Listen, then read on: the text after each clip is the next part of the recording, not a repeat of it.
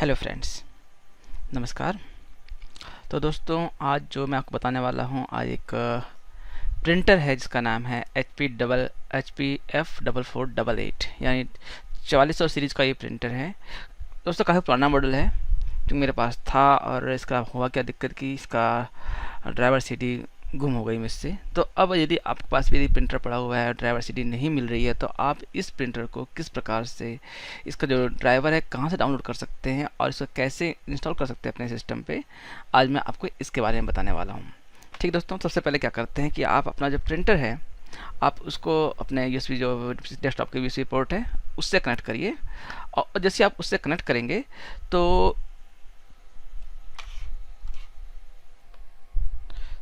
आपके सामने क्या होगा कि आप देखेंगे कि आपके सामने बिल्कुल इंस्टॉलिंग डिवाइस ड्राइवर सॉफ्टवेयर का एक डायलॉग बॉक्स अपने आप सामने आ जाता है स्क्रीन पर। और इसमें क्या होगा कि आपको जो डिवाइस है उसका जो विंडोज़ के अंदर कुछ डिफ़ॉल्ट ड्राइवर्स होते हैं, तो वो उसको अपने आप लेना शुरू कर देगा। हालांकि इतने से होगा क्या कि आप इस प्रिंटर का उपयोग तो कर पाएंगे, लेकिन इसके जो फुल फीचर्स होते हैं, जैसे कि इसके अंदर जो कार्ट्रिज क्लीनिंग होती है या कोई और सेटअप होता है कि आप किस क्वालिटी पे प्रिंट आउट निकालना चाहते हैं, बेस्ट क्वालिटी मोड या फिर जो पेपर वगैरह जो सेटिंग्स हैं वो आपकी डिफ़ॉल्ट नहीं मिल पाती हैं। जैसे कि मैं आपको दिखाऊं, अगर तो मैं मान लीजिए मैं खोलता हूँ यहाँ पे डिवाइस एंड प्रिंटर्स, ये आ गया डिवाइस एंड प्रिंटर्स। और इसके अंदर खोलने के बाद क्या है कि मेरे पास ये प्रिंटर मेरा जो है HP-400 जो 440 सीरीज दिखा रहा है, लेकिन प्रिंटर मॉडल क्या है 4488 है, बट ये 4400 सीरीज़ का एक सिंगल ड्राइवर काम करता है इस सीरीज़ के सभी प्रिंटर्स पर। अब हम क्या करते हैं, इसकी प्रिंटर प्रॉपर्टीज़ खोलते हैं। इसके अंदर प्रिंटर प्रॉपर्टीज़ है।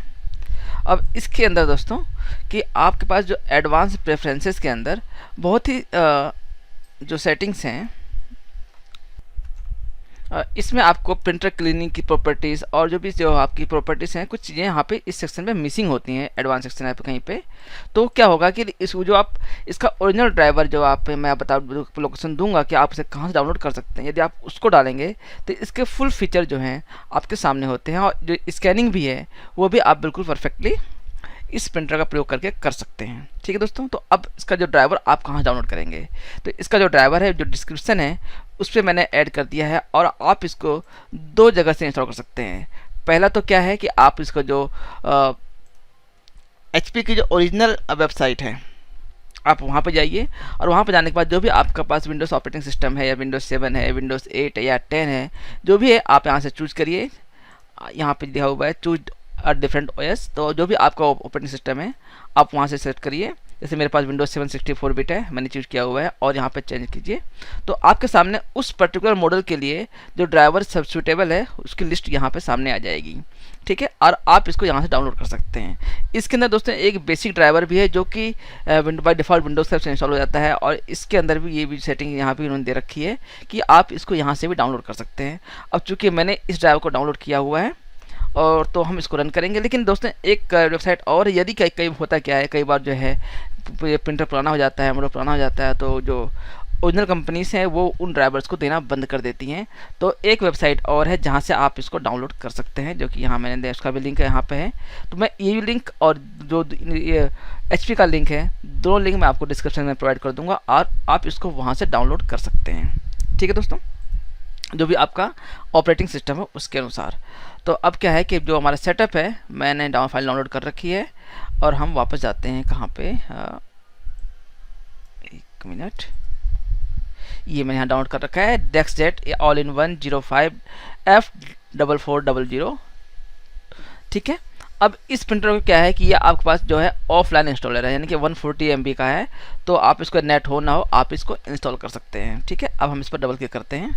जैसे मैं डबल क्लिक करूँगा तो आपसे पूछेगा यूजर एक्सेस कंट्रोल, आप इसको एक्सेस कर दीजिए, कोई प्रॉब्लम नहीं होती। इसके बाद ये है कि आपका जो सेटअप है उस फाइल को, जो इसके अंदर सेटअप फाइल्स है उनको एक्सट्रैक्ट करेगा अपने टेम्परेरी फोल्डर के अंदर, इसे करने दीजिए। जब 100% हो जाएगा फिर इसके बाद हम इसको सेटअप चलाएंगे। ये अब तो 10-1 सेकंड में पूरा सेटअप खुल जाता है इसका। दोस्तों ये भी डिपेंड करता है कि आपके सिस्टम की स्पीड कितनी फास्ट है। यदि अगर बहुत फास्ट सिस्टम होगा तो फटाफट चल जाता है, और थोड़ा सिस्टम स्लो होता है थोड़ा टाइम भी लगा लेता है, बट कोई बात नहीं, ये 100% हो गया है। इसके बाद दोस्तों अब ये सेटअप स्क्रीन आती है, आपने क्या करना है, इसको करना है यहाँ पे इंस्टॉल। ठीक है, जैसे आप इंस्टॉल करेंगे आप देखिए कि अभी सिस्टम को चेक करेगा, इसका preparing system file for installation है, इसके बाद सॉफ्टवेयर इंस्टॉल करेगा और लास्ट में क्या है कि आपका प्रोडक्ट जो है वो कॉन्फ़िगर कर देगा। क्या है कि please allow HP to all HP processors, next कर दीजिए। अब इसके बाद क्या है, यहाँ पर आपका जो रिव्यू एग्रीमेंट है आप इसको एक्सेप्ट कर लीजिए, नेक्स्ट करिए। नेक्स्ट करने के बाद अब ये पूरा जो अलग अलग सेटअप्स हैं, कई सारे सेटअप होंगे, स्कैनर का सेटअप अलग होता है, प्रिंटर का सेटअप अलग होता है, तो वो सारे सेटअप जो है एक एक करके आपके स्क्रीन पे वो रन होते जाएंगे। लेकिन दोस्तों अभी हुआ क्या कि सेटअप कुछ भी रन नहीं हुआ। तो अब इसके चक्कर में क्या हुआ कि मैंने इसका जो दो वर्जन थे 444 और 888 भी डाउनलोड कर लिया था मैंने सेकेंडरी साइट से, जो आपको दोनों लिंक दिए हुए हैं। तो अब जो प्रॉब्लम क्या है कि वो सेटअप क्यों नहीं चला, उसका भी मैंने एरर सोल्यूशन निकाला कि अभी क्या है कि मैंने इसको जो सेटअप फाइल है, जो भी सेटअप था मैंने कॉपी कर रखा है कि जहाँ डॉक्यूमेंट्स माई डॉक्यूमेंट्स फोल्डर होता है ड्राइव C के अंदर, ये वहीं पर है। तो उससे हुआ क्या है कि वो सेटअप नहीं चल रहा है। तो हमें करना क्या होगा कि हमारे पास या तो इसको हम कॉपी कर लें, जो सेटअप फाइल है जो भी आप इंस्टॉल करना चाहते हैं, फाइल मैंने आपको सेपरेट डाउनलोड करके दिखाया था, तो कॉपी करके आप ड्राइव D में ले जाइए, या ड्राइव D या C जो भी आपके अलग ड्राइव है जहाँ पे विंडोज़ डाली हुई है उसको छोड़ करके ड्राइव D में या फिर E में या फिर किसी और फोल्डर में सेव कर लीजिए। या फिर यदि आपके पास WinRAR है तो आप इसको एक्सट्रैक्ट भी कर सकते हैं। एक्सट्रैक्ट फाइल्स पे जाइए, क्लिक करिए और आप इसको कहाँ एक्सट्रैक्ट करना चाहते हैं विंडोज़ ड्राइव D के अंदर, तो आप जो सेटअप फाइल्स हैं तो आपको बार बार इसको एक्सट्रैक्ट नहीं करना पड़ेगा, बल्कि सिर्फ आप एक बार में, जैसे मैंने दिया D में दिया और D पे दिया मैंने F4488 ड्राइवर। ठीक है, बस विंडोज इंस्टॉल में सिस्टम पे इंस्टॉल है WinRAR। तो उसके बाद क्या है कि मैं इसको करता हूँ एक्सट्रैक्ट। ठीक है दोस्तों, जैसे मैं एक्सट्रैक्ट करूँगा तो सेटअप फाइल है, बट ये कि WinRAR आर्काइव है, किसने जो सेटअप फाइल्स हैं उन्होंने एक आर्काइव के रूप में यहाँ पे डाल दिया है। तो वो सारी फाइलें जो हैं अब मैं ड्राइव D के अंदर, अब मैंने जो फोल्डर नाम दिया है अभी F4488 ड्राइवर, तो यहाँ पे सारी फाइलें वो एक्सट्रैक्ट हो रही हैं। अब जब यहाँ पर फाइलें एक्सट्रैक्ट हो जाएं तो हम सेटअप जो है दोबारा चलाएंगे, सेटअप exe फाइल, और इसके बाद क्या है दोस्तों कि हम क्लिक करेंगे इंस्टॉल पे। तो जो सेटअप दोबारा प्रोसेस था जो मैंने आपको दिखाया पहले, वो सब फिर से रन करेगा एक बार, बट कोई बात नहीं, हमारे पास चॉइस नहीं है, हमें दोबारा करना पड़ेगा। तो अब इसके बाद क्या है कि दोस्तों इसके बाद जो एरर फाइंडिंग्स होती है हमें देखना पड़ता है कि हम क्यों नहीं कर पा रहे हैं। तो मैंने भी इसके चक्कर में से मैंने पहले बताया कि मैंने काफ़ी डाउनलोड कर लिया, दो तीन वर्जन सॉफ्टवेयर, बट किसी से भी हुआ नहीं। तो फाइनली सोल्यूशन ये निकला कि ये मैंने गलत जगह कॉपी कर रखा था। ठीक है, अब करते हैं नेक्स्ट पे क्लिक, और नेक्स्ट पे क्लिक करने के बाद हमें एक्सेप्ट तो करना ही पड़ेगा। लेकिन दोस्तों इसके अंदर तीन चीज़ें यहाँ पे देख रहे हैं कि यहाँ पे एक हमारे पास है कस्टम भी है, यानी हम चाहते हैं कि हम कौन कौन से इसमें जो एप्लीकेशन से हम चाहते हैं कि इंस्टॉल हो, कौन से हम चाहते हैं कि इंस्टॉल ना हो। तो उसके लिए क्या है कि हम जैसे कि यहाँ देखें याहू टूलबार नहीं चाहिए, HP अपडेट नहीं चाहिए, स्मार्ट वेब प्रिंटिंग नहीं चाहिए। तो जो जो चीज़ें हमें नहीं चाहिए होती हम उनको ऑफ कर सकते हैं। हमें बेसिकली क्या चाहिए कि जो प्रिंटर और स्कैनर ड्राइवर है वो चाहिए, और इसके अलावा हमें चाहिए कि जो स्कैनर प्रॉपर्टीज़ हैं वो सामने आ जाएँ। ठीक है दोस्तों, तो हम सिर्फ इन्हीं दोनों पे क्लिक करेंगे और इसके बाद क्लिक करेंगे ओके, और ओके पे क्लिक करने के बाद देखिएगा ये हमारा काम करेगा, और नेक्स्ट पे क्लिक करते हैं। तो अब ये हमारा जो लास्ट टाइम बंद हो गया था अब ये बंद नहीं होगा, बल्कि ये कंटिन्यू चलता रहेगा। ठीक है दोस्तों, तो छोटी सी एरर उस वक्त मैंने ध्यान नहीं दिया था, मैं कई बार ट्राई कर लिया आपके मतलब वीडियो रोक करके, बट कोई बात नहीं कि आपको मैंने सोल्यूशन क्या दिखाना था कि बताना था कि आखिर ये दिक्कत आ क्यों रही है, तो इसका प्रॉब्लम निकालना जरूरी होता है। ठीक है दोस्तों, अब देखिए कि अब सेटअप जो है वो चल रहा है, और सेटअप चलने के बाद आप जो स्कैनर भी है और प्रिंटर भी है आप प्रॉपर इस्तेमाल कर पाएंगे। इसे भी मैंने फोटोशॉप खोला हुआ था, और मैं इसमें देखना चाहता हूँ कि जो स्कैनर अभी इंपोर्ट कर रहा था तो मेरे पास जो पुराना वर्जन है इस तरीके से आ रहा था, लेकिन अब जब सॉफ्टवेयर पूरा इंस्टॉल हो जाएगा, और मैं इसको बंद कर देता हूँ, तो आप देखिए कि यहाँ पे क्या है, the installation will automatically continue in 2 second. तो ये चेक कर रहा है कि प्रिंटर कनेक्टेड है नहीं कनेक्टेड है, तो उसने चेक कर लिया यहाँ पे। तो अब ये लास्ट सेटअप चल रहा है, कॉन्फ़िगरिंग प्रोडक्ट कर रहा है, और थोड़ी देर में आपका जो प्रिंटर है वो बिल्कुल इंस्टॉल हो जाएगा। ये देखिए कि अब ये फिनिश पे आ गया है। बस कुछ और कॉन्फ़िगरेशन हो सकती हैं, साथ कुछ कर रहा हो, रजिस्टर करना हो, आप चाहें तो कर सकते हैं, चाहे तो नहीं भी करें तो कोई दिक्कत नहीं, आप यहाँ से कैंसिल भी कर सकते हैं। तो इससे रिमाइंडर ऑप्शन डोंट रिमाइंड भी ओके कर दीजिए।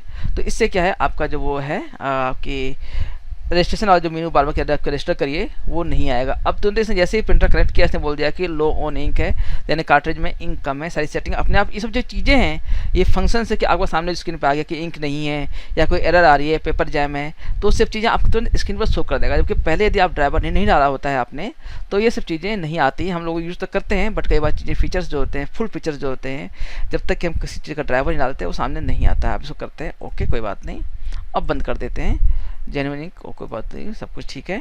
अब हम यहाँ पे ओके कोई बात नहीं, बंद कर दीजिए। ठीक है दोस्तों, तो हमारा जो ड्राइवर है वो इंस्टॉल हो गया है। अब हम चेक करते हैं कि मैंने आपको दिखाया था कि हमारा जो स्कैनर था वो पहले उस तरीके से आ रहा था। तो मेरे पास क्या है कि एडोब CS3 में मैं चीज़ चेक करता हूँ, तो मैं चेक लोड किया और अब हम चेक करते हैं कि इंपोर्ट। तो इसमें देखिए कि अब आ गया HP DexJet 4400 यानी कि अब जो है बाकायदा जो इसका सॉफ्टवेयर है, हमारी जो स्कैनिंग होगी इसके सॉफ्टवेयर के थ्रू होगी, ना कि हमारा जो पहले ये आपका फीचर नहीं आ रहा था। तो ड्राइवर डालने का फ़ायदा यही होता है दोस्तों, हम पूरी चीज़ें जो होती है, पूरी फुल जो फंक्शंस होते हैं हम यूज कर पाते हैं किसी भी से डिवाइस के या किसी भी उसके जो हम भी यूज करते हैं। मतलब सारे फंक्शंस किसी भी डिवाइस के हम ड्राइवर डालने के बाद ही यूज कर पाते हैं। ठीक है दोस्तों, तो ये टिप आपको कैसी लगी आप मुझे कमेंट के माध्यम जरूर बताइए दोस्तों, और मिलते हैं आपसे अपनी अगली वीडियो में। तब तक के लिए बाय बाय।